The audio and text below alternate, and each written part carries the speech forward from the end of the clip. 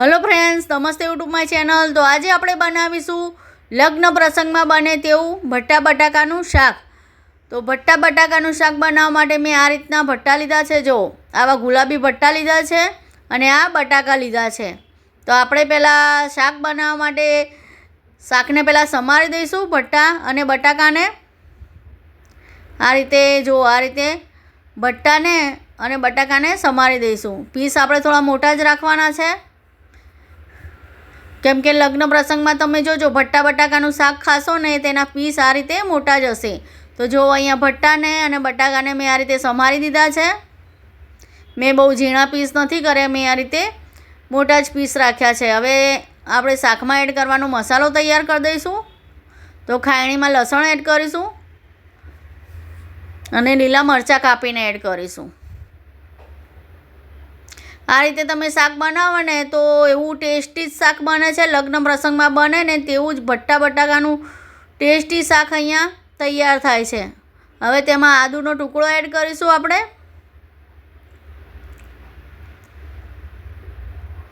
પછી એમાં મીઠું એડ કરીશું। મીઠું એડ કરીને આને આપણે વાટી લઈશું। ખાયણીમાં જો આપણે લસણ અને બધું વાટવું હોય ને તો મીઠું એડ કરીને વાટીએ ને તો એકદમ ઝીણું વટાઈ જાય છે।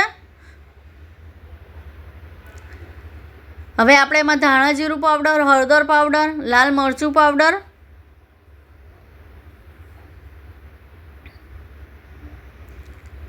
એડ કરીને મસાલાને આપણે વાટી લઈશું।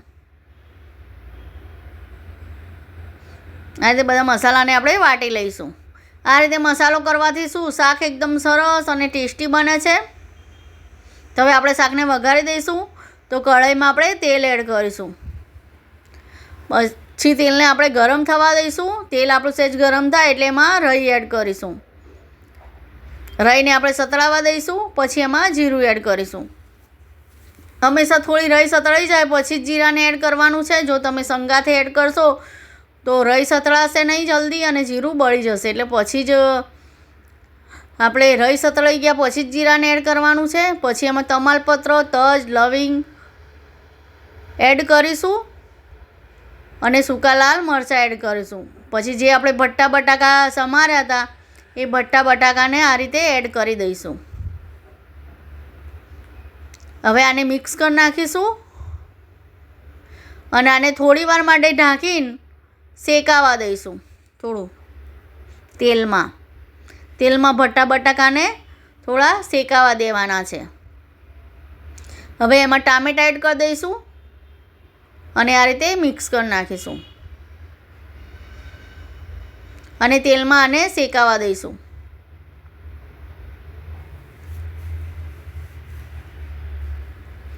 હવે આને થોડી વાર માટે ઢાંકી દેવાનું છે, જેથી સરસ ભટ્ટા બટાકા અને ટામેટાં સરસ ચડી જાય અને શેકાઈ જાય તેલમાં થોડા। તો જુઓ થોડી વાર અહીં જોઈ લીધું છે, જુઓ ભટ્ટા અને બટાકા અને ટામેટાં સરસ તેલમાં એકદમ ફ્રાય થઈ ગયા છે। જુઓ આ રીતે તમે થોડી વાર માટે તેલમાં આ રીતે શેકી દો ને તો શાક એકદમ ટેસ્ટી અને સરસ બને છે। હવે આપણે જે મસાલો બનાવ્યો તો એ મસાલાને આપણે એડ કરી દઈશું।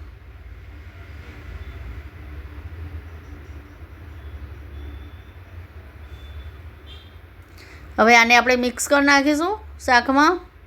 મસાલાને આપણે મિક્સ કરીને તરત પાણી નથી નાખવાનું, હજી આપણે આ મસાલો આ કાચો છે તો હજી આપણે મસાલાને મિક્સ કરીને થોડી વાર માટે આને ઢાંકી દઈશું, જેથી મસાલા સરસ આપણા ચડી જાય અને શેકાઈ જાય તેલમાં।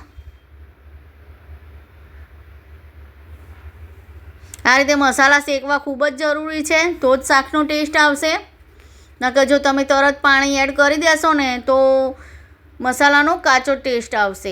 તે માટે આને થોડી વાર માટે આપણે ઢાંકી દઈશું, જેથી મસાલા સરસ જુઓ શેકાઈ જાય। આ રીતે જુઓ આ રીતે મસાલા સરસ શેકાઈ બી જાય અને બટાકા અને ભટ્ટામાં સરસ મિક્સ બી થઈ જાય। તે માટે આને મસાલો એડ કરીને મિક્સ કરીને થોડી વાર માટે ઢાંકી દેવાનું છે। હવે આપણે એની અંદર પાણી એડ કરીશું, જેથી શાક આપણું સરસ બને, એકદમ રસાદાર શાક તૈયાર થાય। હવે આને આપણે ઢાંકીને ચડવા દઈશું. જ્યાં સુધી બટાકા અને ભટ્ટા ચડી ના જાય ત્યાં સુધી આને આપણે ઢાંકી દઈશું અને ચડવા દઈશું. તો હવે થોડી વાર રહીને આપણે જોઈ લઈએ તો જુઓ શાક સરસ થઈ ગયું છે જુઓ, અને શાક સરસ ચડી ગયું છે. ભટ્ટા અને બટાકા જુઓ સરસ ચડી ગયા છે. આપણે લગ્ન પ્રસંગમાં બનાવીએ તેવું બનાવીએ છીએ એટલે અહીંયા થોડું જુઓ જાડું ગ્રેવી જેવું મેં રાખ્યું છે શાક. જુઓ આ રીતનું શાક જાડું ગ્રેવી જેવું રાખ્યું છે. હવે છેલ્લે આપણે શાક ચડી ગયા પછી ગરમ મસાલાને અંદર એડ કર્યો.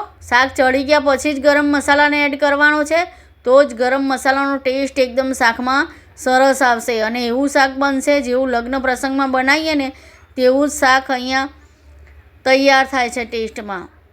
તો એટલું યાદ રાખવાનું કે ગરમ મસાલાને આપણે છેલ્લે જ એડ કરવાનો છે. તો જો એવું જ બન્યું છે ને લગ્ન પ્રસંગમાં ખાઓ ભટ્ટા બટાકાનું શાક, એવું જ અહીંયા શાક તૈયાર થયું છે. જુઓ જાડું એકદમ ગ્રેવી જેવું શાક અહીંયા તૈયાર છે.